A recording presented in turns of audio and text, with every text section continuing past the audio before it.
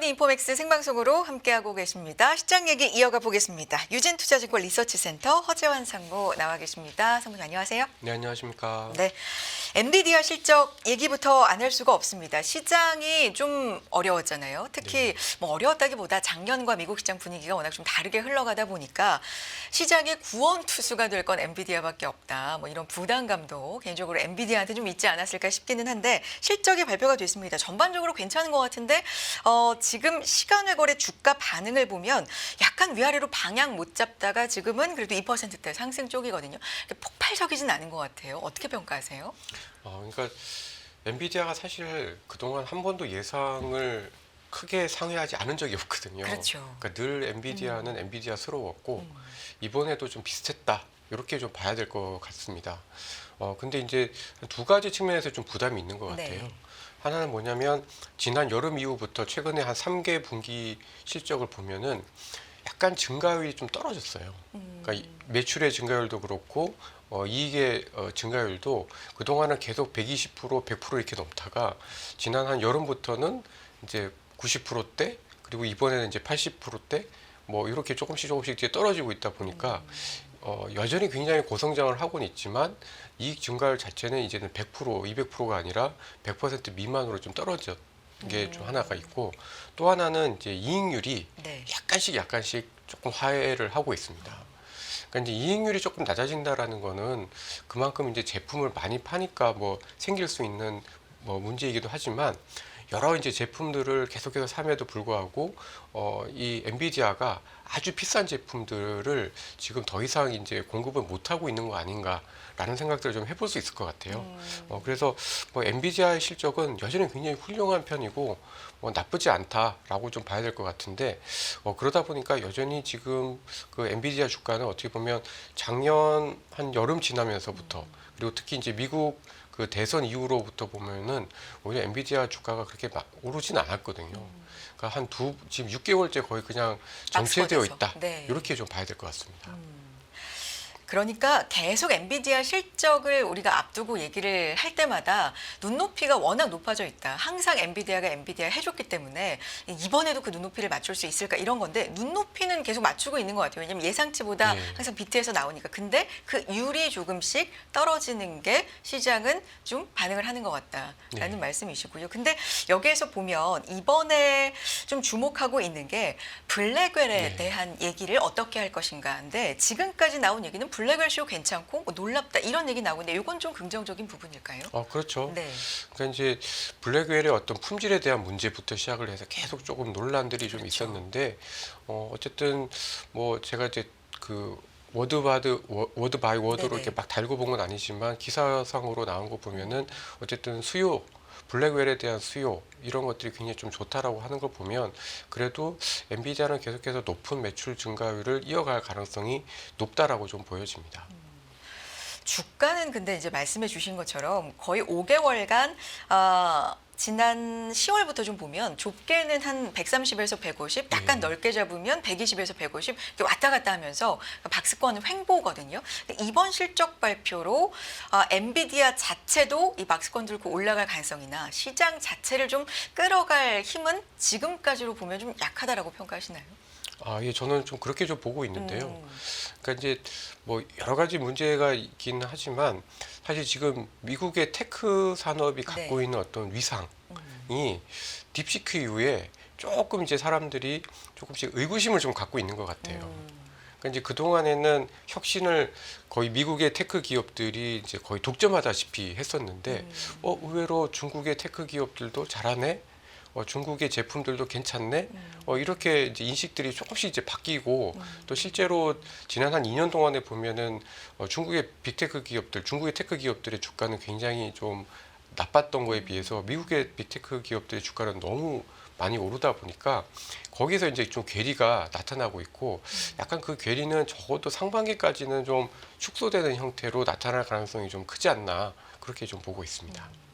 증가율 자체가 일단 주는 게 눈에 보이고 있고 물론 계속해서 잘 나오고 있지만 훌륭한 실적이지만 그리고 다 거의 잘 나온 가운데 뭐가 좀 미스했을까를 보면 3D 게임을 위한 그래픽 프로세서 뭐 이런 게임 비즈니스 부문 매출이 25억 달러 나왔거든요. 근데 이게 예상치가 한 30억 달러가 좀 넘었었기 때문에 이 부분이 좀 미치지 못했는데 전반적으로 잘 나와도 하나가 미스가 나면 이것도 좀 눈에 띄는 건지 이런 것도 궁금하고요.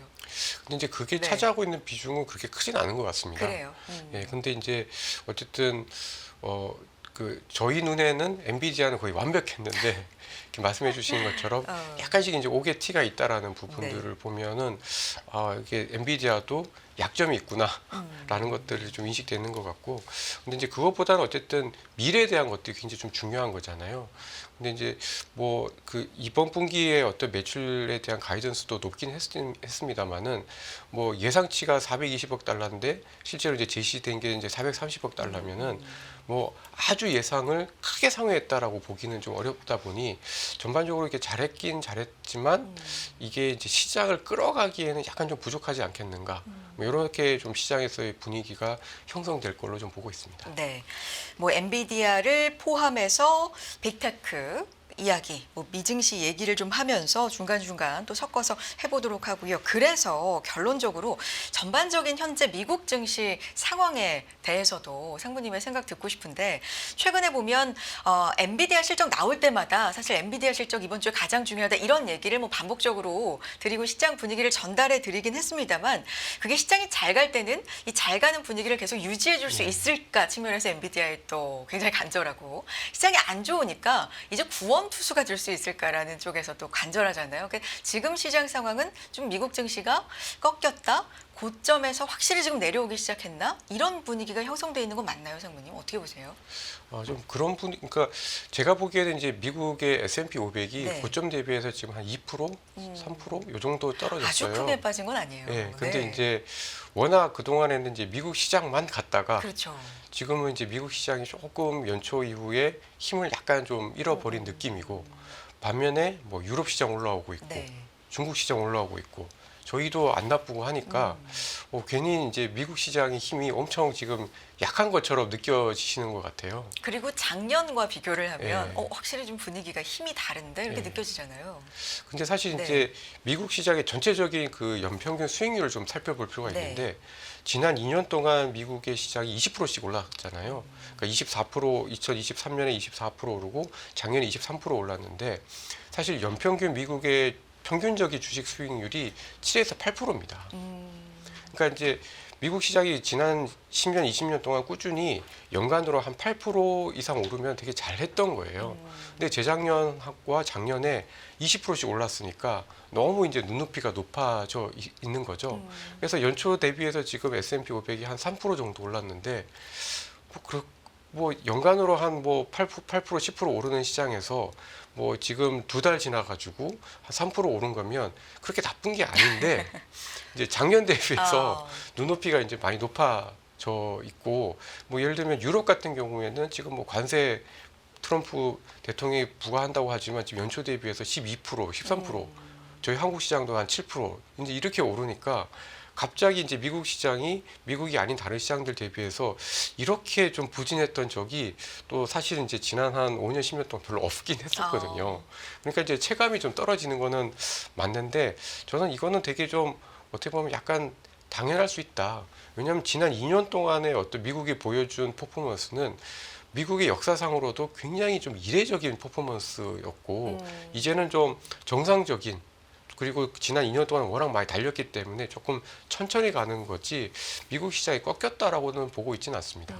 그래서 저는 상반기 때 미국 시장은 조금 더디게 또는 뭐 약간의 조정도 좀 있을 수 있지 않을까. 그런데 오히려 하반기 이후에 다시 미국 시장은 미국 시장스럽게 다시 좀 힘을 찾지 않을까 이렇게 좀 예상을 좀 하고 있습니다. 비유가 어떨지 모르겠습니다만 정말 1등만 계속 하던 학생이 있으면 2등, 3등으로 이렇게 잠깐 좀 흔들리면 굉장히 큰일 난 것처럼 뭐 그런 그렇죠. 느낌일까요? 미국 네. 주식을 네. 지금 바라보는 워낙에 2년 좀 넘게 미국 시장이 좀 달려왔었기 때문에 상무님께서 내신 이 보고서 내용을 좀 보면요. 네. 글로벌 전략이고요. 흔들리는 M7의 대안 찾기 2025년 주도 업종에 대한 보고서를 이렇게 내주셨습니다. 트럼프 일기 때 그리고 지금 이제 미증 시가 약간은 좀 작년과는 다른 퍼포먼스를 보여주고 있는 요 연초 요걸 보면 트럼프 일기와 트럼프 이기를 좀 비교해보는 네, 그런 목소리도 좀 있는데 일기 때도 기술주가 주도를 했는데 이 보고서 보고 약간 좀 추억의 단어가 생각이 났어요. 왜냐하면 여기서 밝혀주셨잖아요. 빵. 네, 그것과 비교를 해주셨더라고요. 어떤 차이가 있습니까? 차이가 좀 컸죠. 그러니까 이제 그래요. 두 가지 측면에서 좀 차이가 있다고 네. 저는 좀 보고 있는데 첫 번째는 경쟁의 구도였습니다. 경쟁 구도. 네. 그러니까 이제 빵이라는 거는 뭐 페이스북, 아마존, 애플 이런 기업들이 어떻게 보면 그때는 이제 닷컴 버블 이후에 막 그 인터넷 열풍, 그다음 모바일 열풍 이후에 대체로 보면 이 빵은 그러니까 페이스북 같은 경우에는 SNS에서 뭐 애플 같은 경우에는 핸드폰 부분에 있어서 그다음에 아마존 같은 경우에는 이커머스 부분에 있어서 약간 승자 독식처럼 이렇게 딱 우뚝 서면서 전체적으로 경쟁의 구도가 좀 약해지는 그리고 그 외에 다른 경쟁자들의 힘이 좀 떨어지는 이런 모습들에서 한 6개, 7개 기업들이 이제 딱 이렇게 그 주식시장을 완전히 주도해서 그 주식으로만 돈의 힘, 주가의 힘이 막 이렇게 집중되는 모습이었던 것 같아요. 근데 지금 AI 시대라고 얘기들 많이 하고 지금 AI와 관련된 여러 가지 이제 뭐 제품들이나 서비스들이 막 나오고 있는데 네. 지금은 사실 약간 경쟁이 더 격화가 되고 있는 것 같습니다. 그러니까 저만 해도 챗GPT만 쓰는 게 아니라 플렉서빌리티도 쓰고 뭐 검색. 제미나이도 쓰고 네. 여러 가지를 같이 막 네. 쓰면서 어느 게 더 좋지라고 이렇게 막 제 나름대로 간을 막 보고 있거든요. 그러니까 이게 이제 완전히 달라진 거죠. 그러니까 이전에 이제 예를 들면 구글 같은 경우는 딱 검색이라고 하면 구글 네. 이렇게 딱 하나로 이렇게 거의 이제 압축이 됐는데 지금의 AI는 경쟁이 서로 막 이렇게 집중이 되면서 오히려 경쟁의 구도 때문에 지금 누가 1등이 될지 모르고 약간 분산이 되고 있다. 그래서 누가 승자가 될지 모른다라는 게 첫 번째 차이점이고 두 번째 차이점은 현금 보유 양입니다. 네. 그러니까 이제 승자 독식 구조로 해서 한 6개, 7개 되는 기업들이 계속 이제 점유율이 높다 보니까 고성장을 하면서도 엄청나게 현금이 막 쌓이는 국면이 트럼프 1기 때 빵이 갖고 있었던 모습이었고 지금은 어떻게 보면 알파벳도 그렇고 뭐 마이크로소프트도 그렇고 지금 투자를 너무 많이 하다 보니까 갖고 있는 현금의 양이 약간씩 줄고 있습니다. 그러니까 이제 이게 뭘 의미하냐면 그동안에 이제 빵이라고 하는 기업들, 그다음에 M7의 기업들은 어떻게 보면 성장도 고성장을 하지만 현금을 워낙 많이 갖고 있기 때문에 불황에도 굉장히 좀 튼튼할 수 있는 소위 이제 안전지대, 그렇죠. 피난처 네. 이런 컨셉으로 주가가 많이 집중이 되고 올랐었는데 네. 지금 이제 현금이 좀 조금씩 줄고 있는 거예요. 그러니까 더 이상 이제 이 기업들이 불황에도 완전히 튼튼하지는 않을 수 있는 그러니까 캡백스를 또 해야만 성장을 할 수 있는 이런 산업으로 좀 변하면서 약간 기업을 보는 시선 이 M7을 보는 시선 자체가 트럼프 1기 때랑 지금 2기 때 들어와서의 모습이 달라졌다는 거죠. 그래서 트럼프 1기 때는 플랫폼 그리고 각각의 그 빵이나 M7의 기업들이 그 각각의 플랫폼에서 다들 넘버 원을 찍었던 그런 상황이라고 하면 지금은 이 AI 시대에 있어서 중국과도 경쟁하고 M7 내에서도 서로 경쟁하고 이러면서 정말 그 무주공산인 거죠. 지금은 누가 승자가 될지도 모르는 이런 상황이다 보니까 아무래도 이 M7에 대한 어떤 집중도가 더 집중이 되기보다는 조금 분산될 수 있다. 그리고 지금 S&P 500에서 이 7개 종목이 차지하는 비중이 33%나 되는데 그래서 이 M7이 약간 흔들리면 당연히 미국 시장도 이렇게 우상향하기보다는 천천히 가거나 약간 정체될 수 있다. 이렇게 저희는 좀 보고 있습니다. 트럼프 일기의 빵과 이제 비교해 봤을 때 지금의 가장 큰 차이점 두 개는 누가 승자가 될지 모르는 경쟁이 굉장히 좀 격화되어 있는 그때에 비해서 뭐 이런 상황이라든가 현금이 줄고 있다. 그래서 투자에 대한 부분도 좀 물음표가 찍힐 수 있다. 경기 자체가 안 좋아지면 뭐 이런 부분인데 전반적으로 증시 주변 여건도 우리가 좀 보잖아요. 밸류라든가 네. 아니면 뭐 금리 여건 아니면 인플레이션 여건 뭐 이런 것들은 차이가 어떻게 있습니까? 차이가 크죠. 그러니까 이제 트럼프 1기 때는 그때도 이제 금리를 올리기 시작을 했지만 사실은 거의 제로 금리였었고요. 그리고 물가도 그렇게 높지 않았습니다.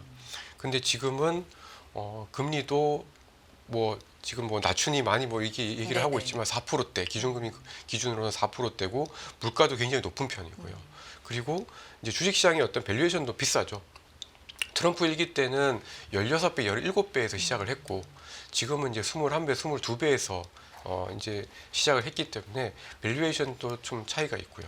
이제 그러다 보니까 사실은 어떻게 보면 좀 그 높은 밸류를 받고 있는 주식들이 더 이렇게 밸류를 받기가 사실은 트럼프 일기 때에 비해서 쉽지 않아졌다. 이렇게 좀 봐야 될 것 같습니다. 그렇군요. 그리고 지금 보고서에서 이제 내용을 제가 쭉 읽다가 이 단어도 상당히 좀 인상적이다라는 생각이 들었는데 M7이 인터넷 디지털 필수 소비재처럼 인식이 되고 있어서 이렇게 필수 소비재가 되는 순간에는 좀 상승세가 제한적일 수 있다 이런 표현을 주셨거든요. 어떤 논리일까요? 그러니까 이제 지금 뭐 저도 뭐 구글 같은 네. 경우, 그다음에 이제 뭐 아마존 같은 경우는 그냥 일상생활에서 늘 쓰는 걸로 이제 인식이 됐었는데요.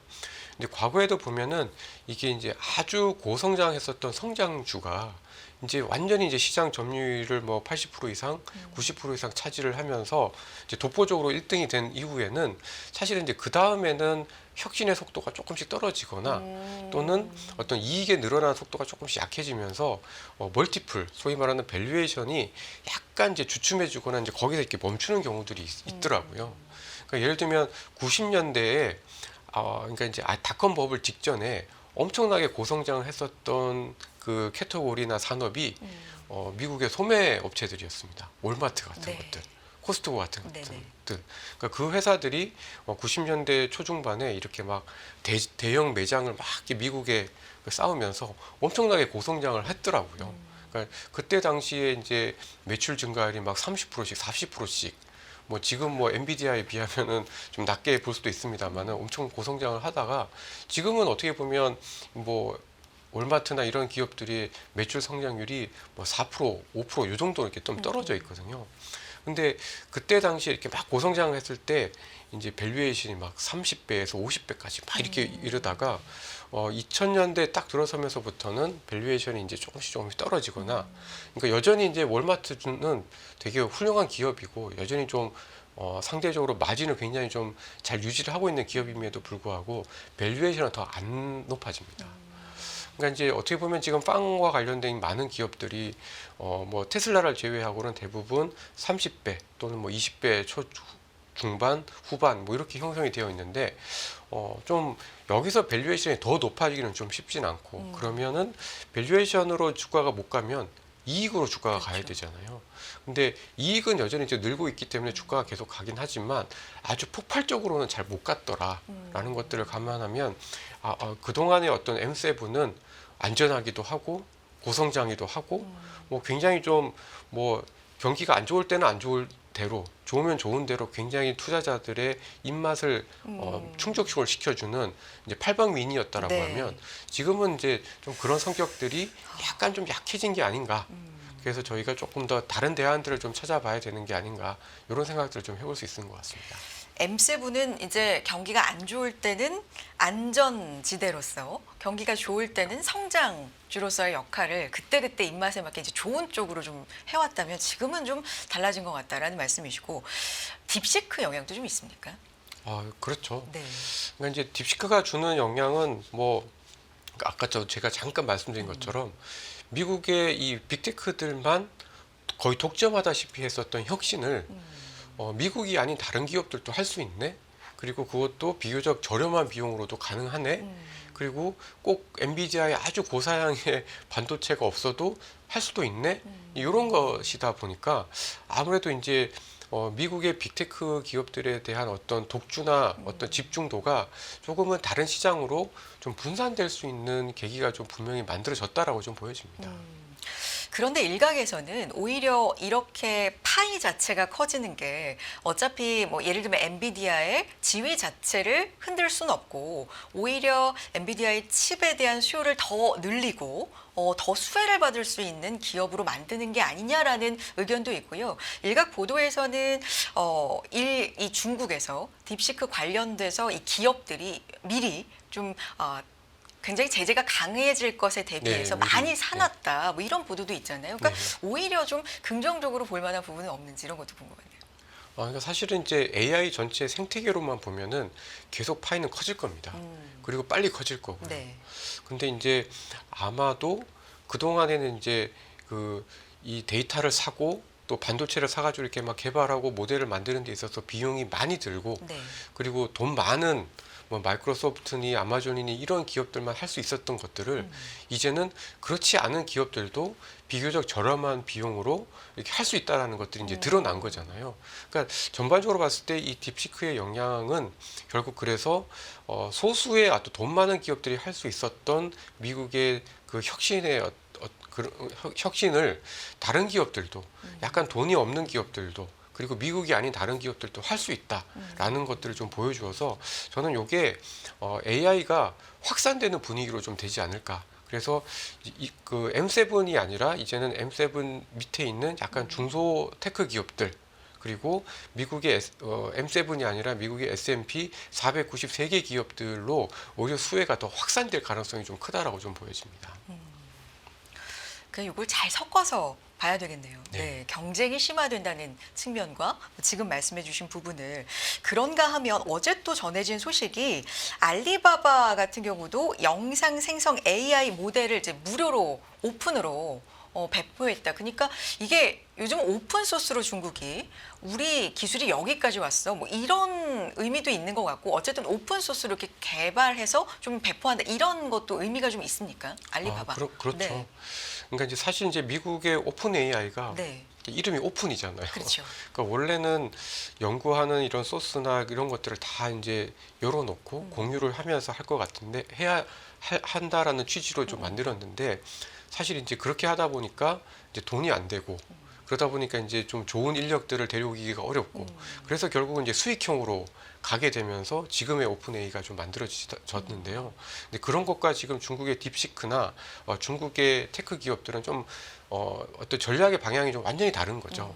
근데 이게 좀 무서운 이유는 중국이 그렇게 모든 소스들을 다 공개하고 그 세계 각국에 있는 엔지니어들과 서로 이제 소통을 하면서 기술의 미국과의 어떤 기술의 어떤 격차들을 굉장히 빠르게 이거를 축소를 하고 있다라는 게 굉장히 좀 무서운 것 같습니다. 네. 그러니까 어떻게 보면 여전히 뭐 미국의 테크 기업들의 어떤 기술력의 우위는 저는 뭐 탁월하다 차이가 있다라고 좀 보고 있는데요.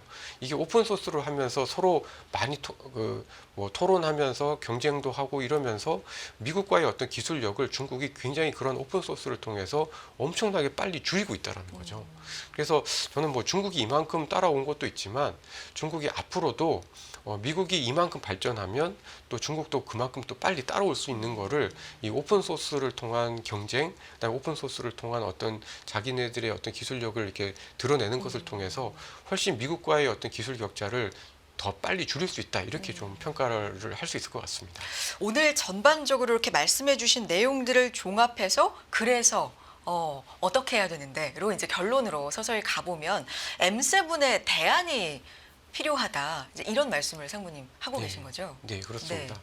그래서 제가 생각할 때는 그동안에는 이제 뭐 예를 들어서 S&P 500 뭐 ETF를 사는 네. 것보다는 뭐 나스닥을 사는 게 나았고 나스닥보다는 나스닥 100이 나았고 나스닥 100보다는 빵류의 주식들을 들고 있거나 조금 더 좁혀서 그렇게 집중적으로. 가져가는 네. 게 좋았었다라고 하면은 네. 적어도 올해 상반기나 올해 같은 경우에는 뭐 나스닥이든 S&P 500이든 다른 쪽으로 조금 더 넓힐 필요가 있다. 요걸 좀 말씀을 좀 첫 번째로 드리고 싶고 두 번째는 어쨌든 이런 AI가 확산이 되면서 수혜를 받을 수 있는 산업들 중에 보면은 이 에너지 산업, 전력 산업, 특히 이제 가스, 원전 이런 산업들에 대한 수혜는 여전히 좀 유효하지 않는가라고 좀 보여져서 전반적으로 지금의 어떤 딥시크 뭐 이런 쪽의 어떤 충격과 더불어서 전반적으로 테크의 어떤 수혜가 그동안에는 IT로만 집중이 되었다라고 하면은 이제는 다른 쪽으로 조금 더 분산되고 확산되는 과정에서 저희가 올해 전략들을 좀 짜봐야 되지 않을까 이렇게 좀 보고 있습니다. 조금 더 구체적인 섹터나 뭐 분야를 좀 말씀해 주신다면 또 어떤 게 있을까요? 그러니까 테크 쪽에서는 네. 저희는 이제 좀 소프트웨어 쪽을 좋게 보고 있고요.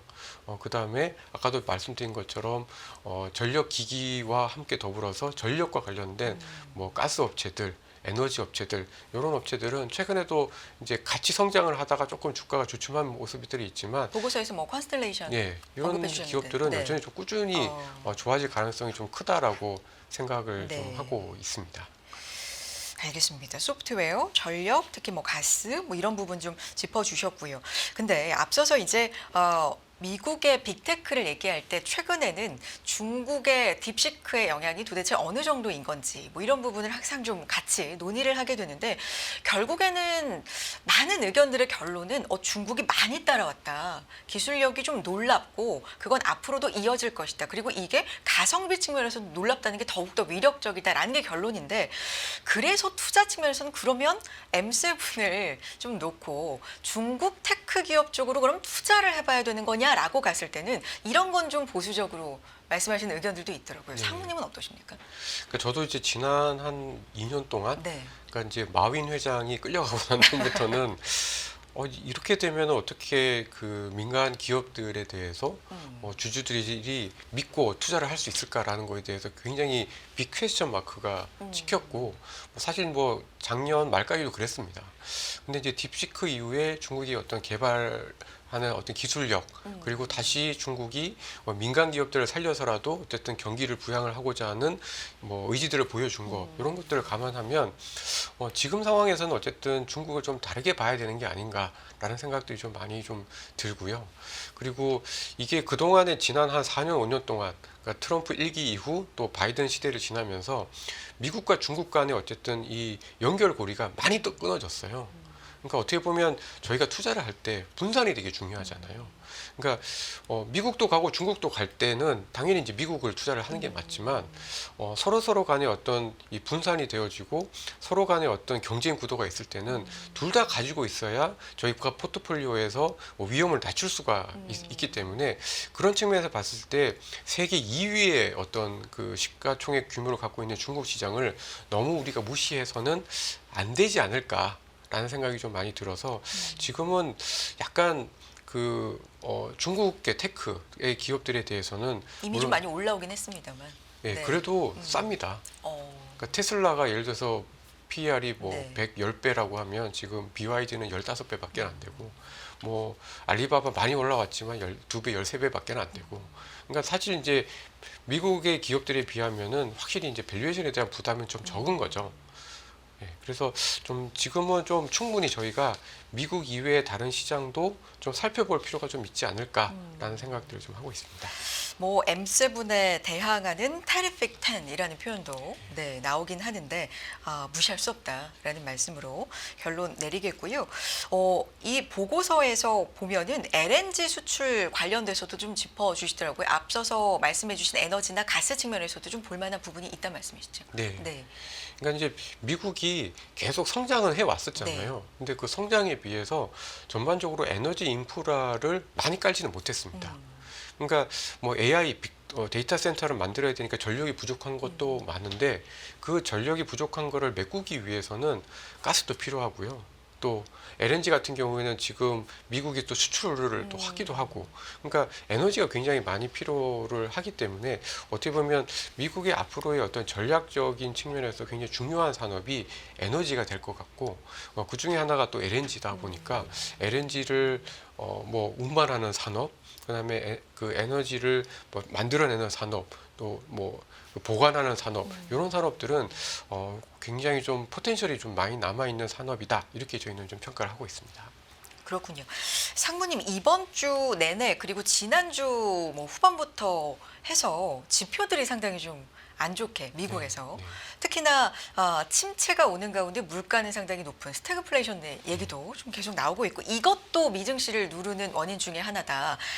국채금리가 10년물 국채금리가 지금 상당히 좀 많이 내려와 있거든요. 지금 한 4.2% 수준까지도 내려왔는데 뭐 이런 부분도 연관지어서 이게 좀 경기 침체까지는 과장됐다라고 보시는 거예요? 아니면 충분히 가능성이 있다라고 보십니까? 상무님 생각 궁금한데요. 근데 이제 저는 침체 가능성은 그렇게 높지는 않다라고 좀 보고 있고 사실 작년 말까지 미국 소비가 되게 다들 좋다고 그렇죠. 했었는데 2달 만에 갑자기 스태그플레이션이라고 하니까 조금 의아하기도 분명히 좀 한데 사실 이제 정말 스태그플레이션이면은 장기 금리가 올라야죠. 근데 지금 금리가 떨어지고 있다라는 거는 네. 뭔가 트럼프의 어떤 관세 정책 때문에 의외로 물가가 많이 올라가 가지고 이게 장기적으로 미국 물가가 올라가는 부담보다는 오히려 수요가 조금 더 약해질 수 있다라는 걱정들을 투자자들이 더 많이 한다라는 증거인 것 같습니다. 그러니까 이제 물론 뭐 이제 그 닭이 먼저냐 달걀이 그러니까요. 먼저냐의 문제일 네네. 수 있긴 하지만 적어도 이제 어떤 관세에 대해서 그동안에 이제 미국의 소비자들이 어떻게 보면 조금 간과했었던 이제 압력들이 또 부담들이 좀 나오기는 한 것 같은데 근데 제가 생각할 때는 이거는 조금 그 지난해 연말까지 이제 미국의 어떤 소비자들의 어떤 소비 시즌이 지금 이제 끝났잖아요. 네. 그리고 보통 이제 미국의 기업들도 이제 1월이 되면 제품 가격이나 서비스 가격을 지난해 물가나 원가가 올라가는 거에 맞춰서 이렇게 조절을 하는 과정에서 이제 물가도 생각보다는 높고 또 관세도 올린다고 하고 뭐 이러다 보니까 이제 투자 심리, 소비 심리가 좀 나빠지긴 했는데 이게 저는 아주 이렇게 미국 경기를 뭐 나쁘게 만들지는 않을 걸로 보고 있는 게 결국 미국의 이러한 그 경기를 좌지우지하는 거는 고용이잖아요. 네. 근데 이제 이번 주 초에 발표된 그 컨퍼런스 보드의 소비 심리 지수를 보면은 이제 주로 이제 이거는 고용을 더 많이 반영을 하는 건데 고용 시장은 둔화가 되고는 있지만 여전히 굉장히 좀 견고한 편인 것 같습니다. 그래서 막상 이제 다음 달 초에 미국 고용 지표들 나오면은 뭐 스태그플레이션에 대한 어떤 걱정까지는 미국 경기가 아직까지는 좀 할 필요가 없지 않을까라고 좀 보여지고 실제로 만약에 미국 경기가 좀 나빠지면 네. 뭐 연준이 금리를 또 인하해 주겠죠. 네. 그래서 분명히 이제 미국은 뭐 이제 작년의 어떤 성장 속도보다는 올해 네. 분명히 좀 둔화가 될 거고 뭐 그 과정에서 약간의 부침이 있긴 하겠지만 여전히 다른 시장들 대비해서는 미국의 경제 성장률이나 기업들의 이익이 늘어나는 속도는 여전히 좀 높을 건데 다만 지금은 물가나 금리가 어쨌든 주식시장을 안 도와주고 있고 그 부분에 대해서 투자자들이 소비자들이 조금 부담을 갖고 있는데 이건 하반기 지나서 분명히 또 조금 해소될 수 있는 부분들이 분명히 있다 이렇게 저희는 좀 보고 있습니다. 마지막으로 간단히 우리 증시가 최근에 뭐 나스닥의 기술주, 미국 기술주의 좀 불안 이런 거에도 불구하고 잘 버틴다 이런 평가도 있는데 우리 증시 매력도는 어느 정도 보세요? 그러니까 이게 좀 저희가 AI가 잘 갈 때 저희가 재미가 없었잖아요. 그렇죠. 그러니까 이제 그거에 이제 반사 이익인 거죠. 저희가 이제 그러니까 AI가 좀 흔들리고 네. 또 이제 성장주들이 흔들리다 보니까 약간 좀 밸류 가치주스러운 주식들, 그다음에 AI 수혜에서 많이 소외되었었던 업종들이 좀 올라오면서 상대적으로는 이제 좀 덜 피해를 받고 있는 상황이다라고 좀 보여지고, 저는 이제 이런 흐름들이 어쨌든 그래도 주식시장의 어떤 바닥은 점진적으로 좀 높여져 갈 거다라고 좀 보여져서 저희 한국 시장은 막 엄청난 수익은 기대가 되진 않아도 종목별로는 굉장히 좀 활발한 한 해가 좀 되지 않겠는가 이렇게 예상을 하고 있습니다. 종목 장세가 좀 활발하게 이어질 것 같다라는 말씀까지 여기까지 함께하겠습니다. 유진투자증권 리서치센터 허재환 상무와 함께했습니다. 사모님 고맙습니다.